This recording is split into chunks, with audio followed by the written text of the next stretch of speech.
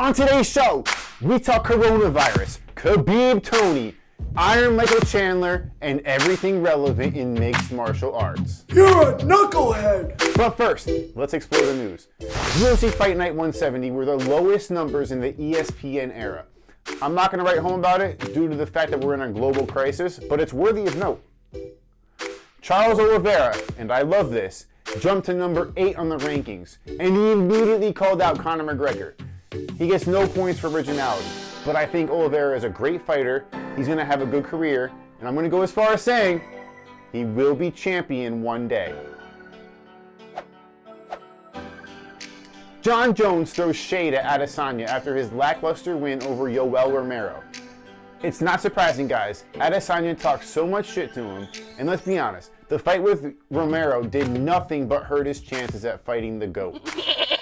Michael Chandler, a rare homegrown Bellator fighter, has one fight left on his deal, and he's salivating at the chance to test his skills with other organizations like the UFC and won.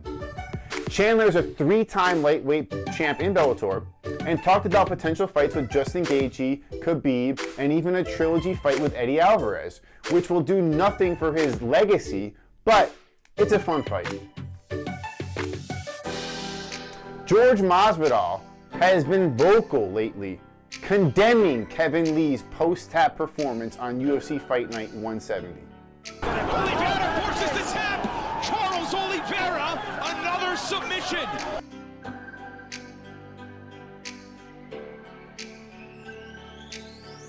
Masvidal also said he'd return to lightweight for a title shot and or a big payday, although I think a weight cut of that magnitude at this stage in his career would be a mistake.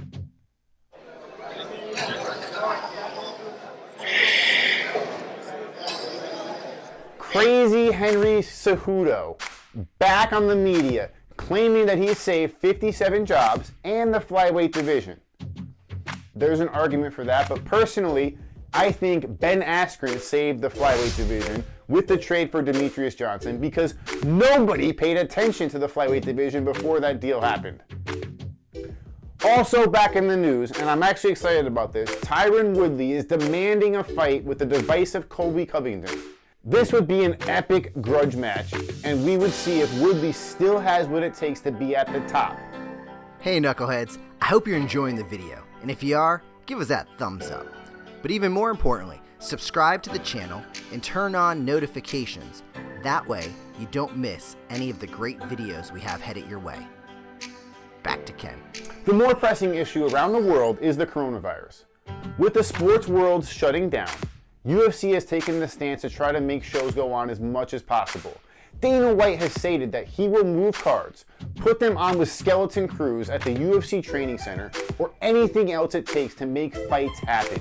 The UFC is actively looking for replacement fighters for their events to fill in for those in virus-stricken countries, and for fighters who just don't feel comfortable going out. A lot of fighters support Dana's efforts, but some are fearful about the idea of continuing to put on fights. They're urging fighters to stay inside, but it's a catch-22. Fighters don't get paid like other sports like the NBA or NFL. They need to fight to make money, which seems to be a universal concern among fighters on Twitter.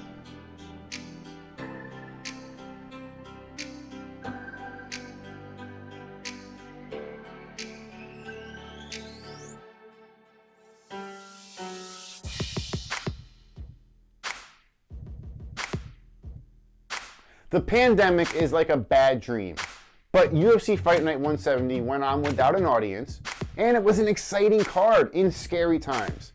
I was happy to see it, and I look forward to more from the UFC like this.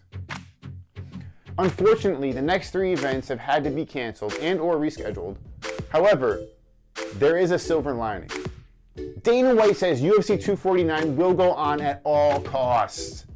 This fight's gonna happen. No crowd, whatever it takes. Probably not even going to be in the United States, but this fight's going to happen. America is shutting down, slowly but surely, in an attempt to curtail the coronavirus. It's an insidious nightmare, with work, home life, and our world as we know it changing for the time being. To make it worse, we have no sports to turn to, except MMA. This reminds me of all those history lessons where baseball stood as a beacon in dark times, akin to movies like A League of Their Own.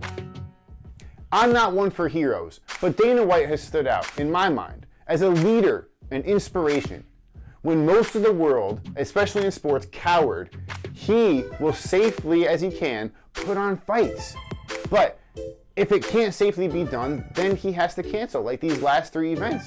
March 21st, March 28th, and April 11th are all canceled or rescheduled. I'm going to say nice work, Dana. We appreciate the effort. As far as Khabib and Tony go, we can still get pumped for that.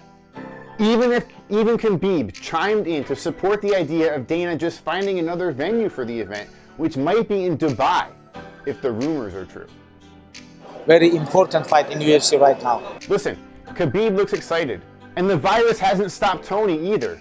He's training in his unusual methods as always. Tony is known for unique and eyebrow-furrowing training methods, but he is arguably the best in the game, so we need to take a look.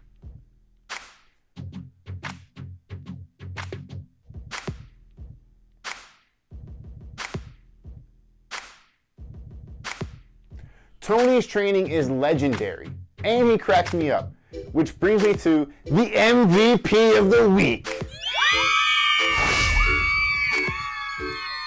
No, Tony could get it almost every time, but this week goes to Sean O'Malley for his Tony Ferguson satire video.